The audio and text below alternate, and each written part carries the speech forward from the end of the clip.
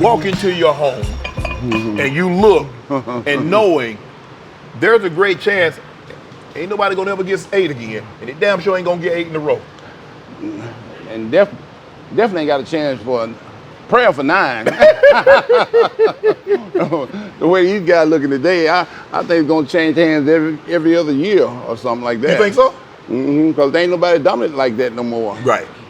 You look out there now, I mean, I think because you got Hottie. Hottie can win another Olympia. Hottie can win another one. You got Derek Lunsford. You got Nick Walker. You got Samson Dowdle. You got Samson. Who Don't else? forget about Andrew. He can win Olympia.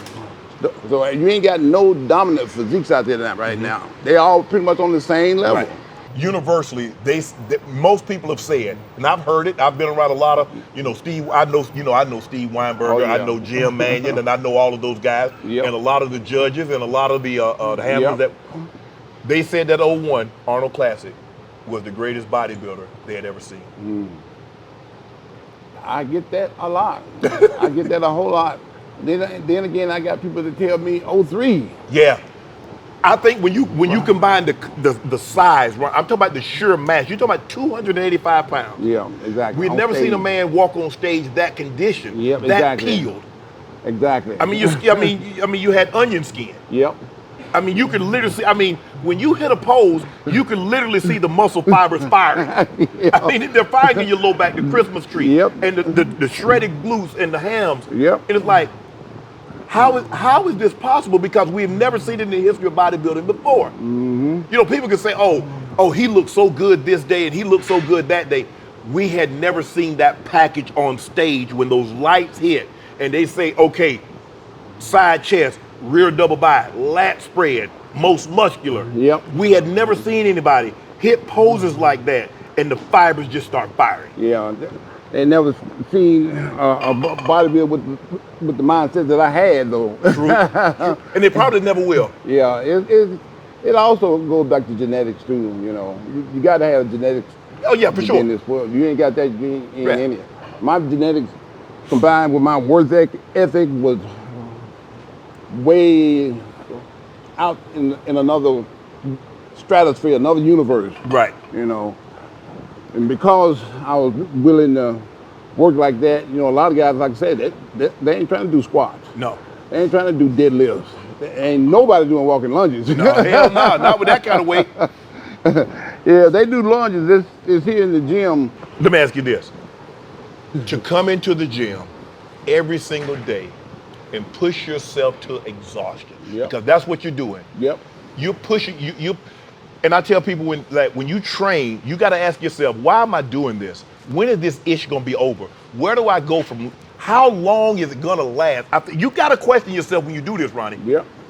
You've gotta question yourself because if you don't question yourself, you bull jiving. Yep, exactly. I always tell people, if you got passion for something, you never work a day in your life. Right. And man, I had more passion for this than anything in the world. I look forward to this. I look forward to coming to the gym every day. I love coming to the gym. And I think that passion drove me to the successful person I am today. Right. I had so much passion for it, it wasn't like work. I was doing what I truly loved doing and truly enjoyed doing. Right. And that combined with my work ethic to another level.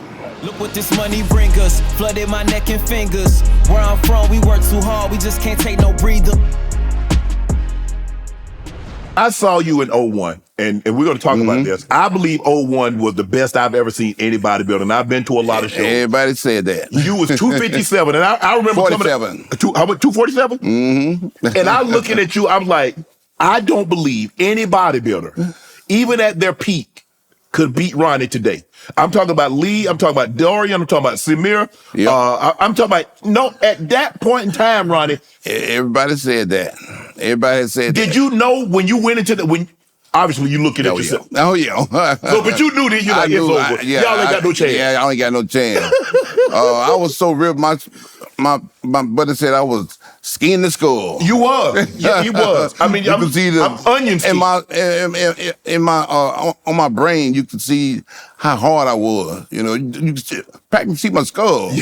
I was so hard. That's why he called it skin to skull. Have you ever been able, because as you started moving up, and I think 03 is you stepped on the stage around about 290, 295? 285. 285. The heaviest I've ever been in my life. Now I mean, we're never going to see a man that size, that condition again. Never. But I still believe 2001 was the best condition you've ever been. Everybody says that, but I always go back to 98. I look at those 98 pictures, and that was me coming out with a brand new car. I looked that good. Right. And, you know, once you get a new car, it's kind of hard to keep it new. Right. So I call, you know, me kind of like sharpening it up every show, you know, and I'm getting a little bigger every show. But I'm keeping my condition down. Right. And in 2001, I took it to another level by staying on a diet after the Olympia and coming in that much harder. Yes. That's probably that's the hardest I've ever been, you know, like you said. And everybody said that conditioning is the best ever. Nobody. And look, that's not a slight on any bodybuilder, Nope. past or present. Nope, exactly. And I followed this sport for 40 years. Nobody at their best could beat you that day. And I totally agree with you. That was a physique. You tell the story about how like insulin would help put it. So when did growth get implemented to the sport? Because we see, I think that was always it was always there. A lot of people that think that growth makes you big, but it doesn't. It kind of makes you lean. Yes. It does what it said. It helps you to grow taller. It was actually made for dwarfism. Kids, that suffer from dwarfism, mitochondrial dwarfism, things of that nature. Yes, but it don't really make you big. It makes us a little bit harder. Yes, and you know, everything that you can use to get hard, you pretty much use it. And GH was one of those things. But it was very expensive. Very expensive. And a whole lot of people could afford it back then, right? No, especially when you're getting it from the pharmacy and you ain't got no insurance. You can't use insurance. They don't even allow you use your insurance on that, but you gotta do what you gotta do. Right. You know? And you have to find ways to try to make do what you have to make do. Exactly. A lot of people lose the show probably the last week. It's the hardest week of all. Because now it's really a mind. Because I still got to train, do a little cardio. I gotta lift, and I'm hungry, Ronnie. I ain't gonna lie, Ronnie. I'm hungry. I'm hungry the whole time, every single day. I can't wait till mealtime. As a matter of fact, Shannon, I was so tired in the gym, I couldn't even lift my weights and put them on the bar. I had to hire somebody to load my bar so I can lift it. And you watch my video, you'll see my best friend in the world, Lil Lee, loading up the weights, handing me the dumbbells, everything. Right. Because I was so tired and exhausted from eating 125 grams of carbs every day. Right. So like I said, I had carbs with 2 meals.